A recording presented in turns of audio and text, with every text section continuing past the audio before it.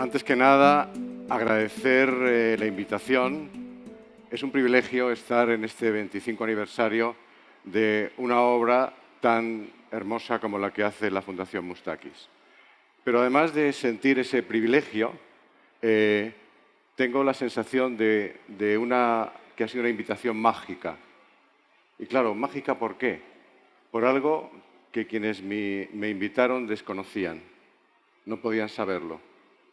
Mi padre, Marcelino Vera, fue un español republicano que estuvo 8 años en la cárcel al terminar la Guerra Civil Española, en la dictadura de Franco, y allí él se familiarizó con la mitología griega. Parece ser que cuando había tanto tiempo, él tuvo la posibilidad de meterse y conocer eso. Y llegó a la conclusión de que el mejor pasado que tenía la humanidad era la de Grecia. Por eso yo fui un niño que no escuchó los cuentos habituales, que no escuchó los cuentos que en la radio española de aquel momento se planteaban. Yo supe de Hércules y sus trabajos, de Ariadna y Teseo, de Antígona, de Creón. Fui admirador de toda aquella cultura. Me llevó a la Ática y a la Héladas. Hablaba del Ágora como si fuera la plaza de su pueblo. Y de alguna forma me hizo sentir que aquello era algo fascinante. De hecho, yo traigo este libro. Lo traje. Ya ha aparecido en la pantalla. Este fue el primer libro que yo leí, la Ilíada de Homero, y tuve la fantasía de que yo también entraba en ese caballo a Troya. Mi héroe infantil fue Andrócles. Andrócles, el esclavo romano de origen griego. Andrócles, saben que significa gloria de un hombre, por Andros y Cloés. Y cuentan que en un momento determinado encontró a un león herido y que ese león herido en su pata le sacó la espina. Él, para poder ganar su libertad, le ofrecieron la posibilidad de ir al circo. Seguramente no se lo ofrecieron, le ordenaron ir al circo a ver si era capaz de salvarse de la pelea con un león. Y salió el león y se acercó a él, lo olió y lamió sus pies. Eso le sirvió la libertad. Y ese es un mensaje central en mi vida. La idea de que el bien trae bien y que la violencia trae violencia.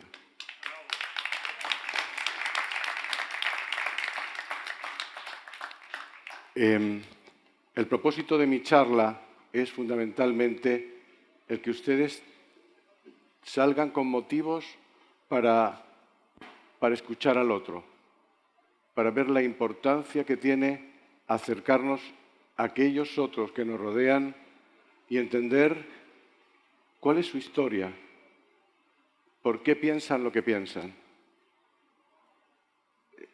Pretendo que de alguna forma se hagan cargo de los impactos que sus acciones y sus emociones, que sus acciones y sus omisiones tienen en el resto. Porque cuando nos hacemos cargo de eso, aparecen los otros. Y al aparecer los otros, el diálogo es posible. Cuando hablamos del diálogo, otra palabra que viene del griego, nos encontramos con que estamos hablando de día a través del logos, la palabra. Pero no se trata de una palabra entendida como simplemente hablar, dirigirnos a otro. Tenía una concepción más profunda de un logos con Dios, de una conversación más espiritual. El ser humano la especie humana tiene esa capacidad maravillosa del lenguaje que nos hace diferentes al resto y que de alguna forma ha hecho que sea la especie que prevalezca en un mundo tan complejo como el que estamos. Sin embargo, no quiero que confundamos que la idea de conversación es lo mismo que diálogo. De hecho, el diálogo es un tipo de conversación. Y podemos distinguir entre el diálogo, pero además la mediación, la negociación, el debate. Y cuando nosotros estamos hablando, por ejemplo, de negociar, estamos hablando de cómo somos capaces de poner en cierto equilibrio nuestros intereses. O cuando hablamos de mediar, lo que estamos planteando es cómo logramos poner una mirada objetiva que nos permita el que alguien, otra persona, pueda lograr que nuestros conflictos no lleguen a ser una confrontación brutal. Cuando hablamos de debate estamos hablando de cómo convencemos a los otros de nuestra posición, de lo que nosotros creemos. Pero cuando hablamos de diálogo estamos hablando de comprender al otro, de ponernos en la posición del otro. Y eso representa algo realmente muy diferente. Hoy, quizás más que nunca, dialogar es importante en el mundo en que estamos. Si volvemos a la imagen de Andrócles y el león, verán que podríamos preguntarnos, ¿dialogaron ellos? ¿Dialogaron estos dos seres que podían parecer tan contrarios, que podían haber entrado en una lucha sin cuartel? Seguramente lo hicieron, de alguna forma misteriosa para nosotros. Pero hablo, por lo tanto, de que estamos en un mundo en el que el escenario en el que nos movemos hace que los gobiernos, por ejemplo, democráticos, que se dedicaban a buscar acuerdos en sus parlamentos, hoy son lugares para el agravio y el desencuentro. Hemos vivido una pandemia reciente que ha hecho que veamos casi al resto como posibles obstáculos, enemigos, porque podrían contagiarnos. Nos estamos encontrando en una situación en la que realmente la polarización es una forma de encontrar en la discordancia nuestra propia identidad. Suceden cosas que de alguna forma nos sitúan en uno de los escenarios más complejos que el mundo ha tenido. Porque además la propia evolución social, como aquí se ha dicho, el progreso y la tecnología, nos llevan a un momento en el que cada vez todo es más complejo y cuando las cosas son más complejas hace falta una gobernanza mucho más sofisticada, una capacidad de coordinación mayor, una capacidad de colaboración mayor. ¿Cómo lo vamos a lograr si en este momento estamos en esa sociedad tremendamente polarizada? El reloj es inflexible, por lo que veo, ¿no? La palabra poder tiene muchos sentidos y muchas fuentes. Ustedes saben el poder de la fuerza, el poder del mensaje, el poder del código moral, el poder de la recompensa.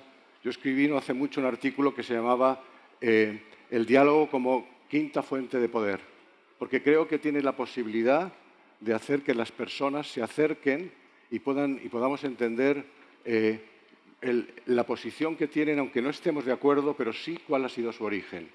Y creo que estamos en un mundo en el que ese diálogo es fundamental, que necesitamos no confundir cesión con concesión, que necesitamos no confundir lo distinto con lo opuesto, porque eso será lo que nos permita avanzar. Sé que el tiempo se agota y diría que como aviso, como petición, como algo que quisiera invitarles para terminar, es a que, por favor, miren a su alrededor, escuchen a ese otro que de alguna forma puede pensar distinto a ustedes porque solo en la interlegitimación, cuando, como el profesor Maturana decía, el otro como legítimo otro, es posible que se pueda producir el encuentro. Ojalá ustedes, después de este magnífico encuentro de hoy, donde ha estado presente el arte, la educación, el amor, la belleza, la estética, mañana puedan, cuando lleguen a sus empresas, a sus familias, dirigirse a quienes les rodean y decirle: quiero honrarte escuchándote. Eres tan legítima o tan legítimo como yo. Hablémonos desde el corazón. Que tenga muy presente que todos los cambios, por complejos que sean, empiezan por nosotros.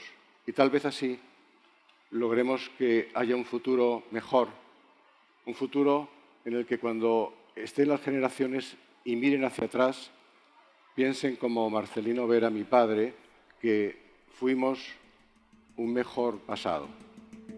Muchas gracias.